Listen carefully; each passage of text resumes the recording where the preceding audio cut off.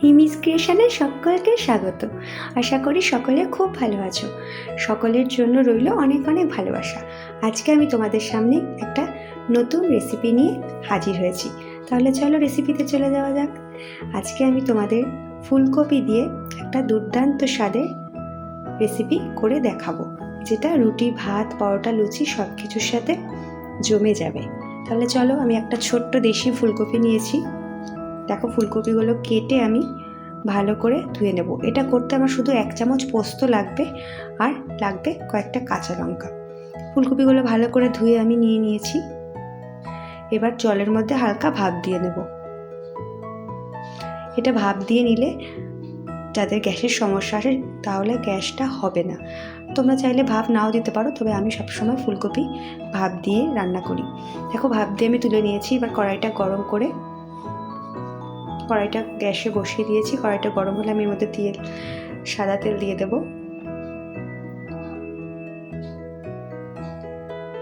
দেখো, আমি 2 table spoon white oil নিয়েছি, রাইস অয়েল। এগুলোর মধ্যে ফুলকপিগুলো আমি ভেজে নেব। একটা আলু দিয়েছি ছোটো ছোটো করে কেটে। দেখো, ফুলকপি আলুগুলো আমি ভালো করে তেলের মধ্যে ভেজে নেব।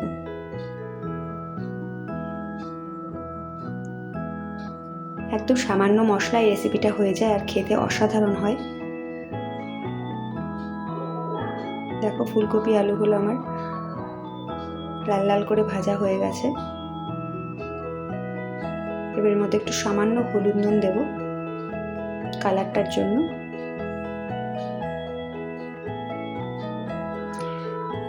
এবার দেখো, 1 চামচ পোস্ত দেখিয়েছিলাম, পোস্ত বাটাটা আমি দিয়ে দিলাম এর মধ্যে, কালো জিরে দিয়ে।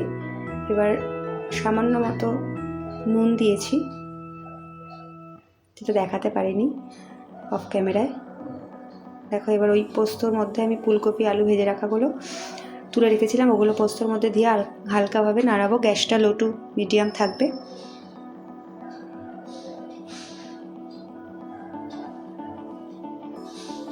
সকালে ব্রেকফাস্টে রুটি বা গরম ভাতের সাথে সব কিছুর সাথে দুর্দান্ত লাগে খেতে। বাচ্চা থেকে বড় সবাই খেতে পারে। আমি ঝালটা বেশি দেইনি, যেহেতু ছোট বাচ্চা খায়। দেখো,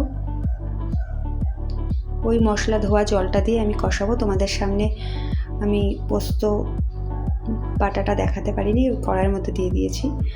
এবার একটু স্বাদ মতো চিনি দেব।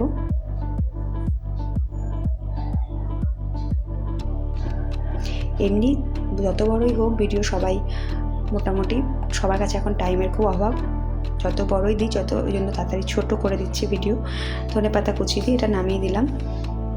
আশা করব সবাই ফুল ওয়াচ করবে। আমি প্রত্যেকের ভিডিও ফুল ওয়াচ করি।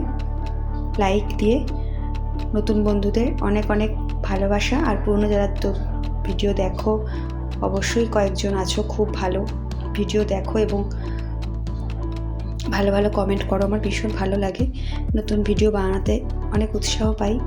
দেখো, রেসিপিটা আমার পুরো রেডি। কত অল্প সময়ে কত তাড়াতাড়ি একটা সুন্দর ফুলকপি রেসিপি তৈরি হয়ে গেল। তোমরা অবশ্যই বাড়িতে একবার বানিও। একঘেয়ে ফুলকপির তরকারি না খেয়ে এভাবে বানিয়ে দেখতে পারো। আশা করি ভালো লাগবে। যদি রেসিপিটা ভালো লাগে তাহলে লাইক, কমেন্ট, শেয়ার করে দিও। আর যদি বেশি ভালো লাগে তাহলে একটা হাইপ দিয়ে দিও। সকলকে টাটা, ভালো থেকো। নেক্সট একটা ব্লগ বা রেসিপি নিয়ে তোমাদের সামনে আবার হাজির হব। যদি রেসিপিটা মোটামুটি লাগে তাহলে কমেন্টে জানিও। যদি কোনো ভুল ত্রুটি হয়ে থাকে অবশ্যই ক্ষমা করে দিও। সবাই সুস্থ থেকো, ভালো থেকো। টাটা।